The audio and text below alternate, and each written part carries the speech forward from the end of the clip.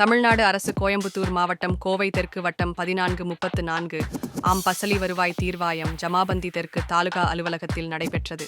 இந்த ஜமாபந்தியில் down rural, Ramanathapuram ஆகிய பகுதிகளில் இருந்து பொதுமக்களிடம் ஜமபந்தி அலுவலர் ஜெகநாதன், தனி துணை ஆட்சியர் நீயே, சிறப்பு மாவட்ட வருவாய் அலுவலகம் நீயே, மாநில நெடுஞ்சாலைகள் கோவை அவர்கள் பொதுமக்களிடமிருந்து மனுக்களை பெற்றாருடன் முகமது சுவைபு, தெற்கு வட்டாட்சியர், மண்டல துணை வட்டாட்சியர் பழனிக்குமார், முத்துகிருஷ்ணன், தலைமை துணை வட்டாட்சியர், தலைமை வடிவேல்குமார், தலைமை நில அலுவலர் மற்றும் வருவாய் அலுவலர்கள், கிராம நிர்வாக அலுவலர்கள், அரசு ஊழியர்கள், பொதுமக்கள் கலந்து கொண்டனர்.